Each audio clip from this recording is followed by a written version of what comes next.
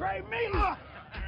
Steal my money? Stop it! Leave him alone! When I picked you up as a kid, these boys wanted to eat you. They ain't never tasted terror before. I saved your life. Oh, will you shut up about that? God! 20 years you've been throwing that in my face. Like it's some great thing not eating me.